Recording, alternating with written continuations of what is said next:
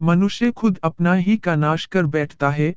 क्रोधाद् भवति सम्मोह, सम्मोहात् स्मृति विभ्रम, स्मृतिभ्रंशात् बुद्धिनाशो, बुद्धिनाशात् प्रणश्यति। अर्थ, क्रोध से मनुष्य की मति बुद्धिद मारी जाती है, यानी मूढ़ हो जाती है, कुंद हो जाती है। इससे स्मृति भ्रमित हो जाती है।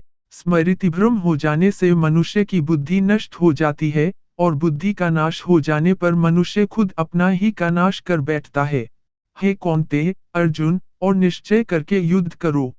हतो वा प्राप्यसि स्वर्गम, जित्वा वा भोक्ष्यसे महीम। तस्मात् उत्तिष्ठ कौन्तेय, युद्धाय करित निश्चय। अर्थ, यदि तुम, अर्जुन, युद्ध में वीर गति को प्राप्त होते हो तो तुम्हें स्वर्ग मिलेगा, और यदि विजयी होते हो तो धरती का सुख पा जाओगे। इसलिए उठो, हे कौन्तेय, अर्जुन, और निश्चय करके युद्ध करो। कर्मण्येवाधिकारस्ते मा फलेषु कदाचन, मा कर्मफल हेतुर्भूर्मा ते संगोस्त्व कर्मणि। अर्थ, कर्म पर ही तुम्हारा अधिकार है, कर्म के फलों में कभी नहीं। इसलिए कर्म को फल के लिए मत करो। कर्तव्य कर्म करने में ही तेरा अधिकार है, फलों में कभी नहीं।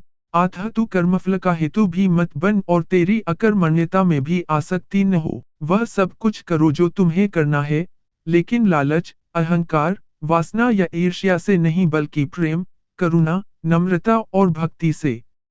कल की फिक्र मत करो। श्री कृष्ण कहते हैं, अगर तुम्हें किसी ने दुख दिया है, तो बुरा मत मानना, क्योंकि लोग उसी पेड़ पर पत्थर मारते हैं, जिस पेड़ पर ज्यादा मीठे फल होते हैं। सर्वोच्च वास्तविकता उन लोगों की चेतना में प्रकट होती है, जिन्होंने खुद को जीत लिया है। शांत मन में, ध्यान की गहराइयों में, आत्मा स्वयं को प्रकट करती है। स्वयं के माध्यम से स्वयं को देखकर, एक आकांक्षी पूर्णता के आनंद और शांति को जानता है। कोई भी जो अच्छा काम करता है, उसका कभी भी बुरा अंत नहीं होगा, न तो यहाँ और न ही आने वाले युग में। कर्म में लीन रहा जाए। ध्यायतो विषयान् पुंसः संगस्तेषुपजायते, संगात् संजायते काम, कामात् क्रोधो भी जायते। अर्थ, विषय वस्तुओं के बारे में सोचते रहने से मनुष्य को उनसे आसक्ति हो जाती है। इससे उनमें कामना यानी इच्छा पैदा होती है, और कामनाओं में विघ्न आने से क्रोध की उत्पत्ति होती है। इसलिए कोशिश करें कि विषयाशक्ति से दूर रहते हुए कर्म में लीन रहा जाए।